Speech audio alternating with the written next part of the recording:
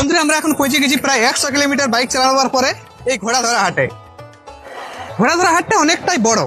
শোনিক পাহাড়ি হাটের পরে এই ঘোড়াধরা হাটকে বলতে পারেন অনেকটাই বড় আছে।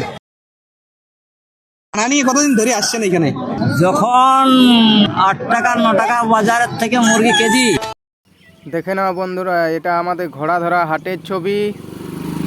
কৈলাসদাকে আমি ফোন করে ডেকেছিলাম, কৈলাসদা আমার অনুরোধে এসেছিল, দেখো তারই ভিডিও।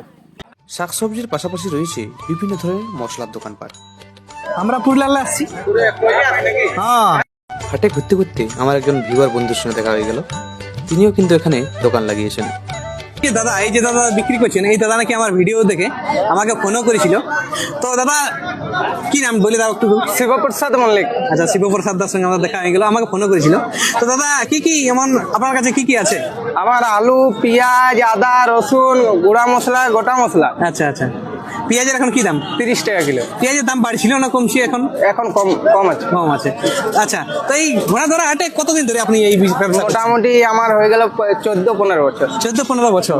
বাহ, একই রকম ভাবে চলছে। একই রকম। আচ্ছা, শুনছি নাকি এখানে ধারে পাশে নাকি আর কোনো হাট হয়নি? হাট হয় কিন্তু এরকম বড় হাট হয় না। এরকম বড় হাট হয়নি, সবজি হাটও হয়নি। সবজির হাট হয় ছোটখাটো হয়, কিন্তু এরকম হাট ধারে পাশে আর না।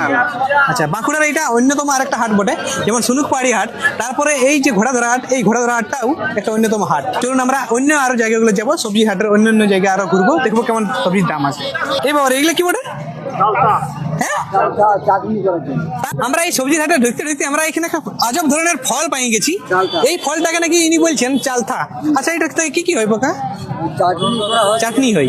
আচ্ছা আচ্ছা, মানে টক লাগে নাকি? আচ্ছা, এটার নাকি অনেক উপকার আছে। আসলে আমি এইটা কোনোদিনই দেখেছিলাম নাই, অনেকটা তালের মতন দেখতে, কিন্তু এটা তাল অ্যাকচুয়ালি লয়। পেছন দিকে দেখলে বুঝতে পারবেন এটার নাম হচ্ছে চালথা। এটা ঘরে চাষ হয় নাকি? ঘরে আছে, গাছ আছে নাকি? আচ্ছা আচ্ছা।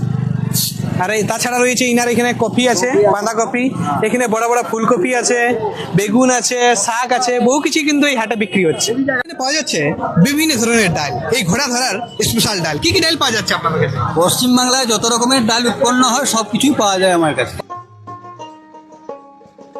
হাটে এসে একটু খাবারের স্বাদ না নিলে তো চলবেই না। পেটের খিদা মেটাবার জন্য রয়েছে অনেক ছোট ছোট দোকানপাট, যেখানে মাছ, ভাত, তরকারি খুব সস্তায় পাওয়া যায়। শোনা যায় এই ঘোড়াধরা হাটে নাকি খুব কম দামে ছাগল ও ভেড়া কেনা বেচা হয়। আমরা পৌঁছাতে দেরি করায় ছাগল ভেড়ার হাট প্রায় শেষ হয়ে গেছিল। আরও রাস্তার ধারে ধারে রয়েছে অনেক ছোট ছোট দোকানপাট। কেউ বিক্রি করছেন বিভিন্ন ধরনের ফল, কেউ খেলার জিনিস, কেউ শুকনো খাবার, আরও অনেক কিছু জিনিসপত্র নিয়ে বিক্রেতারা হাজির হয়ে যায় এই শনিবারের এই ঘোড়াধরা হাটে।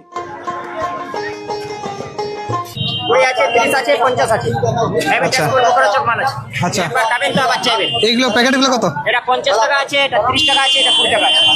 আচ্ছা আচ্ছা, কত ওজন আছে? 150, 200, 400। আচ্ছা, এছাড়াও বিক্রি হচ্ছে মাছ ধরার জাল, বাঁশের ঝুড়ি, বিভিন্ন শাকসবজির বীজ। আরও এখানে বিক্রি হচ্ছে সমস্ত আয়ুর্বেদিক ওষুধ বানাবার জন্য যে সমস্ত শিকড় বাকড় দরকার হয়, সমস্ত কিছুই কিন্তু এখানে পাওয়া যাচ্ছে। ঘোড়াধরা হাটের কাপড় দোকানগুলোতেও রয়েছে নানা বৈচিত্র্য। শাড়ি, লুঙ্গি, গামছা থেকে শুরু করে দৈনন্দিন ব্যবহার্য সব ধরনের কাপড়েই সুলভ মূল্যে পাওয়া যায়।